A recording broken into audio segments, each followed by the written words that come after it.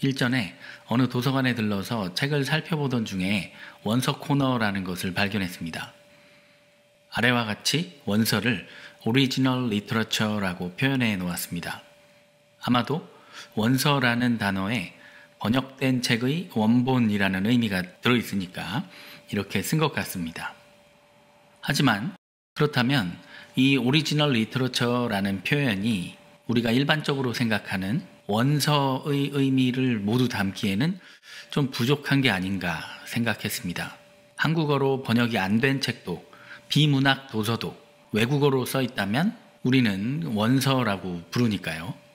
그럼 그런 원서를 영어로 어떻게 표현하면 좋을까요?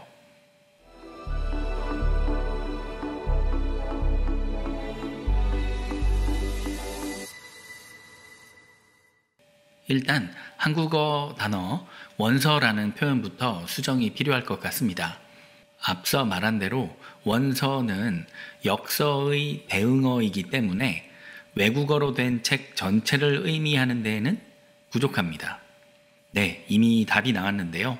바로 외국어로 된 책이라는 의미로 외서라는 표현이 더 좋을 것 같아요.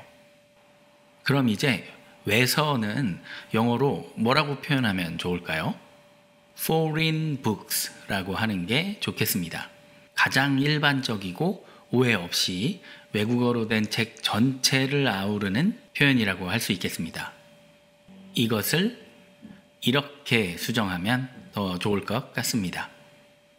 만일 여기서 외국어를 종류별로 세분화할 필요가 있다면 English books, Vietnamese books, Thai books 등으로 국가 형용사를 사용하면 무난합니다. 자, 그럼 조금 더 깊은 이야기를 해보겠습니다. 그런데 사실 우리는 흔히 원서라고 하면 한국에 수입된 영어로 쓰여진 책을 떠올리지는 않나요? 그리고 비슷하게 원어민이라고 하면 모어가 영어인 사람들, 특히 금발의 백인을 떠올리진 않나요? 우리도 원어민인데 말이죠. 한국어 원어민. 왜 그렇게 됐을까요? 아마도 역사적으로 봤을 때 한국 사회에서 영어라는 외국어가 유독 중요한 비중을 차지했었기 때문일 겁니다. 그러면서 영어와 영어 원어민들에게 진짜 또는 정답과 같은 오리지널의 지위를 몰아주게 된 게 아닐까요? 이런 상황을 무비판적으로 수용하다 보면 소위 원어민 중심주의에 빠질 수 있습니다. 이들이 중심이고 우리는 그 주위를 맴도는 번역본 또는 심하게는 짝퉁이라고 생각하게 될지도 모릅니다. 그들과 우리 사이에 불필요한 위계가 생겨납니다.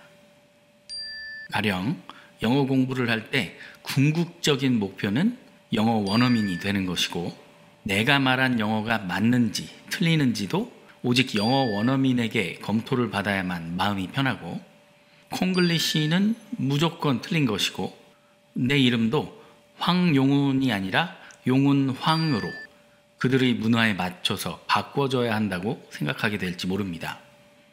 하지만 이제는 이런 생각에서 벗어나야 합니다. 어떻게요? 우리가 영어를 배우는 참된 이유를 곰곰이 숙고해보면 벗어날 수 있습니다. 우리는 원어민이 되는 게 중요한 게 아니라 영어를 매개로 하는 의사소통이 필요한 그 순간에 그 소통을 성공적으로 해낼 수 있는 능력이 필요한 것이죠. 그렇다면 굳이 원어민과 똑같은 발음이 아닐지라도 한국어 억양이 들어간 발음일지라도 상대방과 내가 서로의 말을 잘 이해할 수만 있으면 충분합니다. 개인적으로는 저도 마찬가지지만 제 두 딸이 앞으로 영어를 배우고 싶어 한다면 겉보기에만 영어 원어민처럼 유창하게 영어를 하는 사람이 되는 것을 바라지는 않습니다. 한국인답게 영어를 한다 할지라도 충분히 숙성된 한국어 실력에서 우러나오는 깊은 사고와 논리력을 바탕으로 자기가 진정하고 싶은 말을 영어로 해낼 수 있는 사람이 됐으면 좋겠습니다.